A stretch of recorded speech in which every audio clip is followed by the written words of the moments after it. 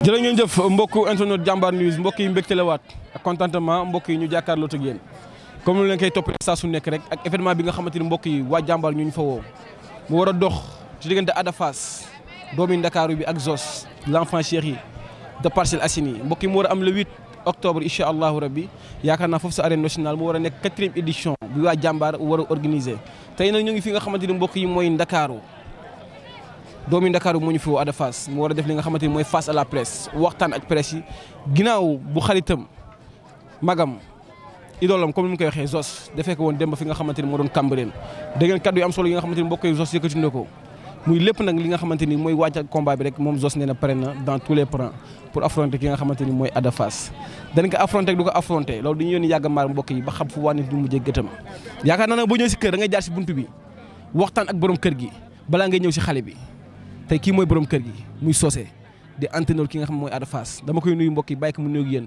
ñu waxtaan ak moom Socé fan la ñuy toll si wàccaay bi ak Ada Fass ñu doog a ñëwaat Socé maa ngi lay nuyu di la ziar.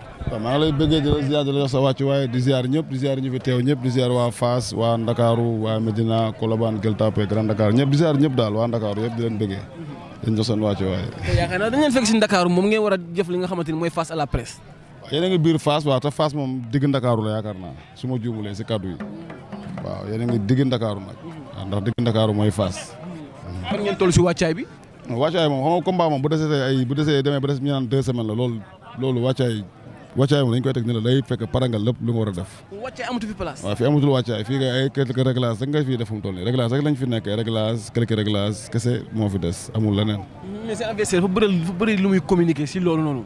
naan Ada préegul daa bàyyi ba combat bi des 3 semaines mu doog a jug commencé di entraîner en tant que coach am di ko préparer physiquement loolu boo ko déggee jàngat bi lan la. moom non loolu xam nga loolu xelam la moom mooy gis loolu mais yaakaar naa ne ñoom ñaar xëy na yàlla may jàmm ak salaam ba le 8 incha allah bu ñu duggee si kii bi bu ñu simee ko ñoom ñaar dinañ xam ku si pare yéen ñëpp ay doomu aadama ngeen di ngeen gis yi ngeen xam ko pare ko parewul ñun du ñu wax ay pare naag parewul ñu moom yow boo xoolee xale bi sax xam ne waaw instant moom xale bi moom instant boo xoolee xam ni soppeeku na moom. kon xam nga ne kon mu ngi entraîné kon moom lu mu doon wax noonu xam nga moom mooy lu ma la wax rek xëy na da ngay jéem a déstabiliser wala yooyu expérience day jéem a doxal ak booy bi te comprendre nañ loolu te booy bi tam am na ay mag ne si ginnaawam bu mu yaakaar ne mun na koo jaay expérience bu booy bi jaaxle non booy bi am na ay mag ne si ginnaawam ay magu daanaan yu bëree ba bàyyi bëre toog di nekk ak moom ba léegi te moom am na fu ñu jot a jaar ak moom mu di wax noonu waaw moom bëri na dugg na Fass te dañu nañ seen mbapat yi te xamante nañ bu baax quoi lañ ko defoon seen mbapat ba moom 13 loolu mi ngi fi ba léegi te loolu lañ jox xale bi pour mu def ko le 8 incha allah. est-ce que loolu bu ko gardé ak defet yu mu jotoon am Fass indiwaale loolu bisu le 8 est-ce que du métti si yéen. non bu ñu kii xale la métti buy am si moom lay métti xam nga mu tey mag ak xale bu ñuy jaamarloo duy métti moom si mag ji la bu fekkee mag ji bëgg na lu ko arrangé dañ ci tey la ñëw joxe boppam mais mënul taxaw xale bu ndaw na da ngay jéem a jaar rek non loolu day wax rek loolu loolu jënd mayen la rek mais loolu Zoss xalaatul loolu sax day jënd esprit booy bi te booy bi xamal nañ ko loolu. jënd esprit xamal nañ ko waaj léegi lii bëgg léegi lu bëgg. pourtant dañ lu mu gëm lay wax moom. te neen lu muy wax fu wóor la ko teg. xam nga yéen xam ngeen Zoss chaque jour mu xam ngeen Zoss moom kenn du loon ko jàngale. waaw ndax kenn du werante loolu si àdduna. su sa kii ma ko de. doo ko suusi si ma sax. non mais daan ay daan def ay preuve am. combat bu ñu respecté la loolu foo laa bëgg a wax ak yow.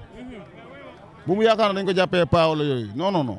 combat bu ñu respecté xam nga combat bu ñu respecté dëgg mooy combat bii waaw Ada moromam lay bëral loolu la gisul ay grand lay bëral de xëy na grand frère la bu ñu taxawee si nii suñ taxawee si ay jàkkaarloo grand la koy wooyee mais bu ñu tajee bëree affaire grand amatu fa non affaire de booy la. léegi Zoss ñi naan da nga ko war respecté ñi naan waroo ko déglu yow mi coach Ada Fass tey boo koy doon xelal par rapport ak 2 mois yooyu loolu nga koy wax si loolu. non kay ku nekk du ngay préparé wu ñun lu ñu war a def at bi incha allahu rabbi bu la witee bor bi si fees dinañ ko def ay dégloog yooyu yëpp loolu moom ku nekk du ngay préparé mbër bu ne at noo koy préparé ñun lu ñu ko war a préparé ñun préparé nañ ko ba pare moom lu ñu war a préparé xëy na moom loolu moom la concerné mais ñun lu ñu war a def su boobaa ñun nañ ko def incha allah.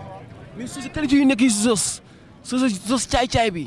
takkusaanam ak guy gi. non Zoss mënul takkusaanam ak Issa Pouye nangul naa la ko daan ay ndaanaan mais moom mënul saay ba gën ñu saay ñun fii Fass bëri mënoo bëri ba jaaxal leen du bëri moo la jaaxal façon bëri boo mënta indi fii lu ko foofa ngi fi. moo gën doon booy bandi. waaw mais loolu waxin la rek bandi mooy lan mooy bandi lamb affaire bandi. affaire loolu xëy nee na boobu loolu xëy jëm indil quoi. affaire bandi loolu si bedd bi la si biir géew bi affaire mbër dafa am bëre. affaire de bëre te loolu ñun bu baax loolu la ñuy def si. bëre ñu ne dàq bëri.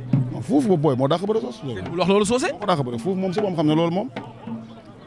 est-ce que ay jëlee spectacle rek lay daan. si sos laa wax moom xam na ne booy bee ko dàq bëre moom si boobu moom waxuma la man mais moom laa wax moom mi bëre ak booy xam na ne booy bee ko dàq bëre fuuf. côté doole bi tamit amoo loo si tiit ak booy bi côté doole bi. moom mënu ma si am xel ñaar parce que xale ak mag mënu la bu booy bu doole moom laa la expérience da mën a jaay booy bi expérience da mën a jaay booy bi. al bi ñu prix rek génn seen diggante ñoom ñaar. ñu def lu ñu war a def rek dem ñibbi. taal sa koñ. est-ce que kañ. ki ngay sos. kii doom Fass la. daa am question bu ko posé barki démb. ni ko dafa am si la nga jugee. mu doon classe examen nga échoué. nga entamé war beneen combat. avant combat boobu si diggante bi nga am ay jafe-jafe ay tolof-tolof ñëw. est-ce que psychologiquement mentalement en tant que coach loolu du am lu muy def si Ada Fass du am effet bu muy def si Ada Fass. non xam nga mental dañ koy travailler. mental dañ koy travailler. te mental travailler nañ ko avant ñegg si fii. loolu du problème bi.